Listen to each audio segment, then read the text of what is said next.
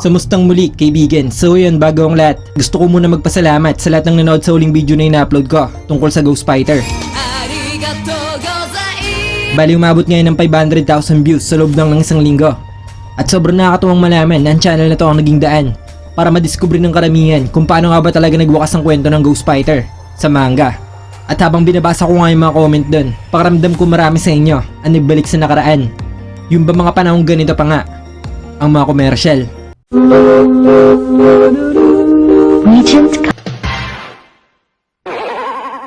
At ayun na nga, para naman sa video na to, gaya ng ginawa natin kay Vincent, babalikan nga natin ang kwento ni Dennis o Kurama na may tuturing na isa sa mga pinakamatalinong karakter sa buong series. Wala pang record ito si Dennis. Mahirap hanapin dahil paiba-iba siya ng kaanyuan.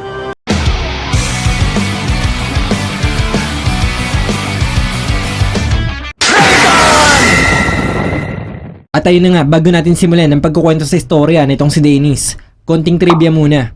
Marahil nakalimutan na ng ilan sa inyo, pero alam nyo ba na nung unang ipinakita si Dennis sa Tagalog dub, ay boses minhin na babae ito at ang tawag ay Denise at hindi talaga Dennis. Ang karakter na si Kurama sa original ay naging si Denise, isang babae. Bale ayon mismo sa legendary dubber ni Vincent na si Monterrey po yan.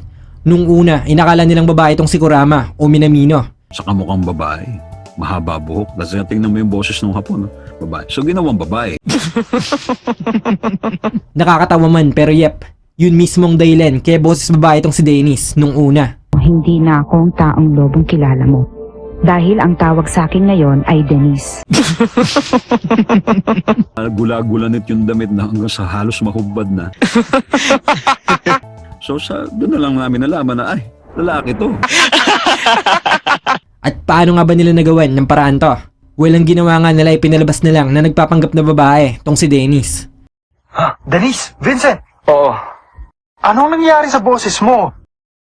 Nagbabalat kayo si Denise na isang babae, pero ang totoo, lalaki siya. Nagbabalat kayo si Denise na isang babae. At yun nga, mukhang pumasa naman, di ba? Sabi ko sa kanya, hindi magandang biro yun eh.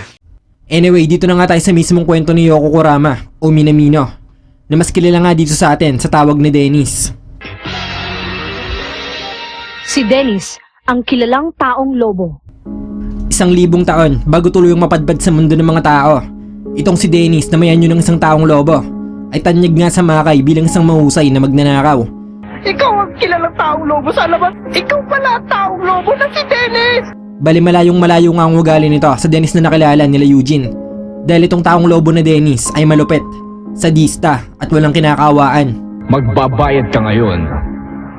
Malaki ang kasalanan mo sa akin. Sa katunayan, sinubukan niya ngang ipaligpit ang kanang kamay niyang si Yomi matapos nga nitong pumalpak ng ilang beses. Ang ugali mong yan, ang papatay sa iyo balang araw. Dahilan para mabulag nga ito habang buhay.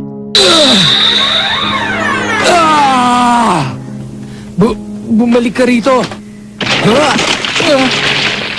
At mula nga nun, ay ilang daang taon munang lumipas bago muling nagtagpo ang mga landas nila.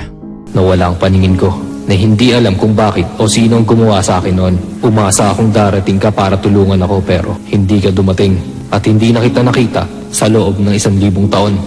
Samantala, mga 15 taon bago makalala ni Dennis si Eugene, itong taong lobong si Kurama o Dennis ay napuruan ng isa sa mga pinakamalakas na mandirigma ng Spirit World.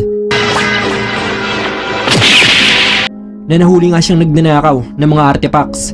Dahil dito, napilitan nga siyang tumakbo at magtago sa mundo ng mga tao. Hindi nalinaw kung paano nakadaan si Dennis sa barrier. Subalit nasabing bumaba nga ang antas ng lakas nito matapos mapuruan sa laban. Bali nilipat nga nitong si Dennis ang kaluluwa niya sa loob ng isang hindi pa isinisilang na sanggol. At ang balak sana niya ay ang makalis agad, oras na mabawi niya ang kanyang lakas. Iniisip ko lang na manatili lang sa mundo ng isang gabi. Binalak kong umalis agad. Pero yun nga, hindi niya naisip na mapapalapit siya dito sa babaeng naggaruga sa kanya. Nakilala na ako bilang si Dennis. Doon nagsimula ang lahat. At dahil nga sa pagmamahal na binigay sa kanya nitong nanay niya. Dennis, ano nangyari sa'yo? Sakit ka ba? Unti-unting natutunan nitong si Dennis o Minamino ang mga emosyon na tinataglay ng mga ordinaryong tao. Ang babaeng yun, siya na ang kinamulatan ko bilang ina. Na siya namang naging kahinaan niya. Masyado kang mabait. Ano ka ba, Dennis? Puro kaawa. Dahil kung noon ay hindi siya nagdadalawang isip na pumaslang, ngayon ngay masyado na siyang naging malambot na pati mismong mga kalaban ay kinakaawaan niya. Tapusin mo na ako. Ayoko. Hindi man tuluyang nawala sa isipan niya na hindi siya tunay na tao. Namuhay nga tong si Dennis sa mundo ng normal. Sa katunayan, nag-aral at naging sobrang popular pa nga nito sa eskwelahan. Hanggang sa dumating ang araw na nagtagpuan ng das nila nitong si Vincent.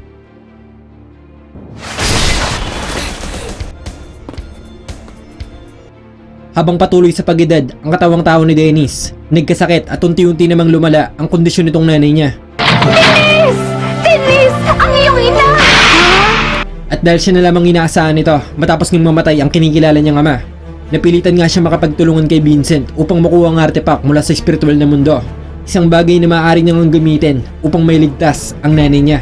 Gusto ko siyang gumaling sa pamamagitan ng salamin ng kapangyarihan.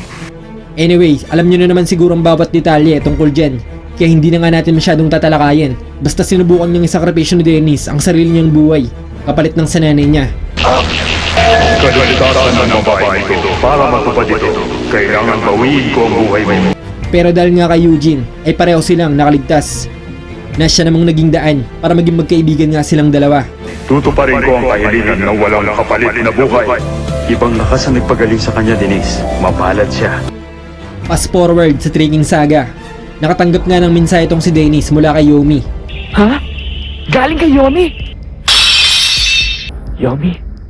Mabuti naman at buhay ka pa, Dennis. Dennis, kailangan ko ang iyong tulong. Na ngayon nga isa na sa mga pinakamalakas sa Makay. At gaya ng nabanggit ko sa simula, daang taon na nga ang lumipas mula nung huli sila nagkita nitong si Yomi na dati nga'y tagasunod niya lamang. Pareho tayong mahina at hilaw na halimaw pa noon. Sa puntong to, wala pa rin idea si Yomi na si Dennis mismo ang nagutos na magpapatay sa kanya noon. Ang halimaw na kumuha ng aking paningin ay nahuli na. At ngayon nga'y pinapabalik siya nito sa Makay upang tulungan siya sa magaganap na digmaan. Pagkakataon mo na para tulungan ako. Aasahan ko ang iyong pagdating, Dennis. Matapos ngang makitang masaya ng nanay niya matapos magpakasal muli sa isang mabuting tao. Unti-unti nang napapanatag tong si Dennis at muli nang kinukonsidera ang pagbabalik sa mundo kung saan talaga siya nabibilang. Dahil dito, tinanggap niya nga ang imbitasyon nitong si Yomi.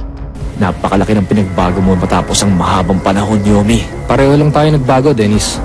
At matapos muling makatungtong sa Makay, mapapansin nga ang biglang pag-iiba nitong si Dennis. Bale, ang dahilan nga nito ay nagkalabo-labo na sa isipan niya ang dalawang katauhan niya.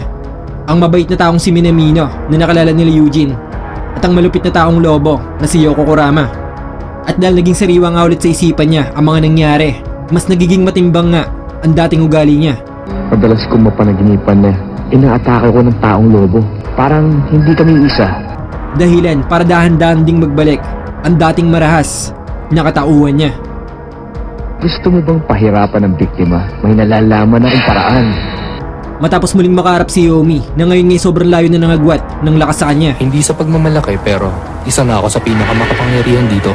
Palihim na nagsana itong si Dennis at naging isang class S. Hindi niya manabot ang tinataglay na lakas nitong si Yomi. Naging sapat naman ang lakas niya upang higitan ang lahat ng pinakamalalakas na class S sa hukbo ni Yomi. Maging ang mismong kanang kamay nito na si Sachi. Ikaw ay may tuturing na pangalawang pinakamalakas sa ating pangkat. Para sa ating bansa, narito si General Sachi. Sa katunayan, sa kabila ng pagiging middle class S nitong si Sachi, ay nagawa nga itong paslangin ni Dennis sa isang iglap lamang. Hindi man lang umabot ng 10,000% ang kanya lakas. Ipapakita ko siyang tunay na lakas.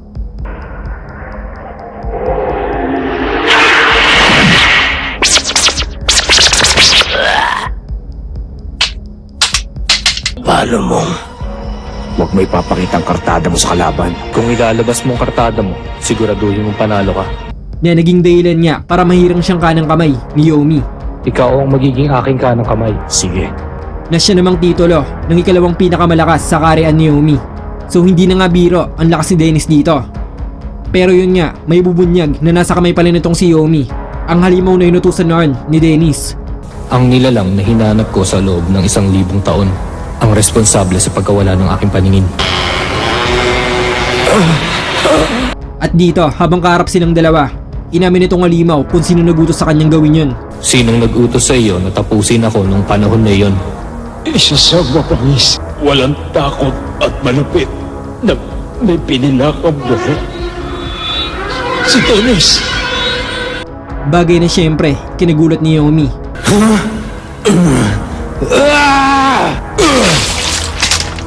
Sa kabila ng nalaman, pinalagpas na lamang ni Yomi ang mga narinig. Dahil kakailanganin niya nga ang lakas nitong si Dennis sa digmaan na inaasahan niyang magaganap. Gusto kong malaman mo na hindi ako galit sa'yo dahil alam kong naging pabaya ako noong panahong iyon. Kung pinuno ako noon, baka inutusan ko rin ang mga kasama ko na tapusin ka. Kailangan ko ang tulong mo para manakop at manalo. Sa kasamang palad para kay Yomi, matapos mamatay ni Ryzen, agad niyong nagpunta tong si Eugene sa karehan niya at iminungkayong magkakaroon ng isang palaro na magdidikta nga kung sino maghahari sa Makay. Patay na nga pala si Ryzen. Dahilan para gawin nila akong bagong hari. Magkakaroon tayo ng ordinaryong laban. Huwag nating isaling ating mga bansa. Ang matatalo ay mapapasa ilalim sa kanyang pamumuno kahit na anong mangyari. Sang-ayon ako kay Yuji. Hindi! At dahil sumangayon si Mukuro sa desisyon na yun, wala nang nagawa tong si Yomi kung hindi sumangayon din. Na siya namang yung kinatuwa nitong si Dennis. Dahil sa ganitong paraan, wala nang digma ang magaganap sa pagitan nila ni Eugene. Maging ni Vincent na siya namang kanang kamay na ni Mukuro.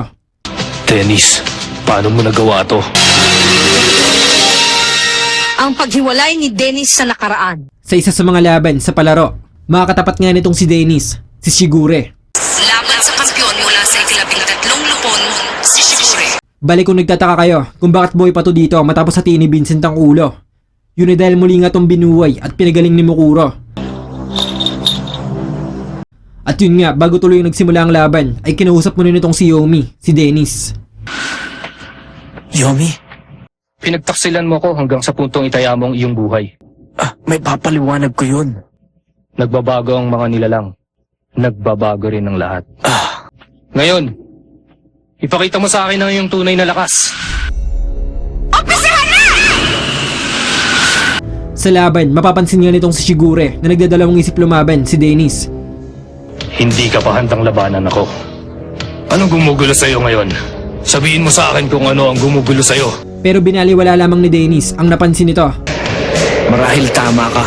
Pero wag na nating pag-usapan yun. At nagpatuloy sa laban sa kabila ng malayong agwat ng lakas nila ni Shigure.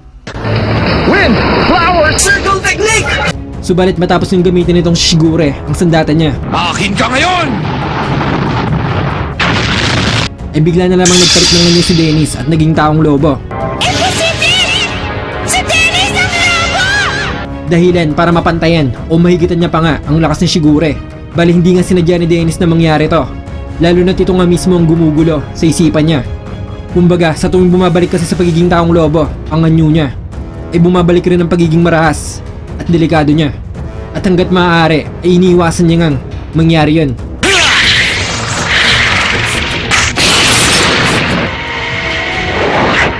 Bakit hindi ka sumusugod?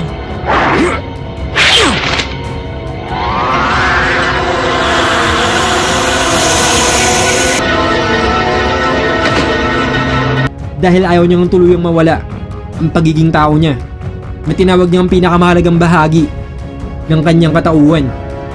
Gusto mo bang tapusin natin ang laban sa ganyang anyo mo? Gusto ko lang panatilihin ang aking pinakamahalagang bahagi ng aking sarili. Dahil mas ginusto niya ngang lumaban nang hindi umaasa sa kapangyarihan ng pagiging taong lobo.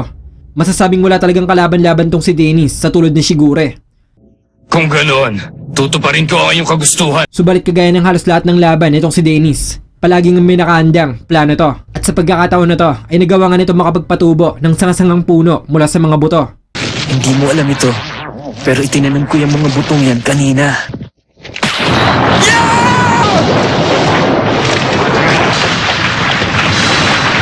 Bagay na naging dahilan niya para mapigilan niyang napakalakas na sandata nitong si Shigure.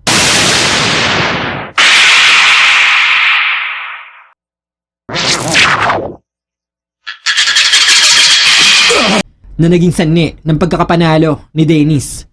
At yun nga, ipapakitang yung ginamit ni Dennis na halaman ay base sa paborito niyang puno ng cherry blossoms. Dennis, tumutubo bang bulaklak nito sa inyong bayan? Ang mismong puno na palagi niyang inakit noon sa mundo ng mga tao. Naaalala kong inaakyat ko yun dati. Nung maliit pa ako. Simbolismo na mas pinipili niya nga ang pagiging tao niya kaysa tuluyang bumalik sa madilim niyang nakaraan.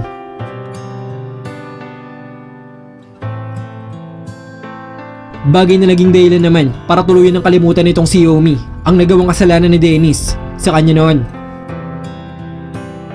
Yomi. Kumbaga hindi na nga nakikita ni Yomi sa katauhan ni Dennis yung Kurama na nagtraidor sa kanya. Dahil itong Dennis na nasa harapan niya ay may malambot na puso na gaya ng sa mga tao. Dennis, lubos kong iginagagalak na makilala ka. At yun nga sa pagtatapos ng Makai Tournament, bumalik nga tong si Dennis sa mundo ng mga tao para makapamuhay ng normal at naging abala na nga lang sa pamamahala sa kumpanyang ipinagkatiwala sa kanya ng kanyang pamilya. Gusto ko lang mag-isip para sa aking magiging kinabukasan sa darating na panahon. At ayun, dito na nga natin tatapusin ang kwento nitong si Dennis. At kung meron ka pang katanungan tungkol sa kanya, i-comment mo na nga lang yun sa baba at susubukan natin sagutin. So ayun, maraming salamat sa panonood. Kalupon. Tamang-tama para makita nyo na rin kung gaano na ako kalakas ngayon.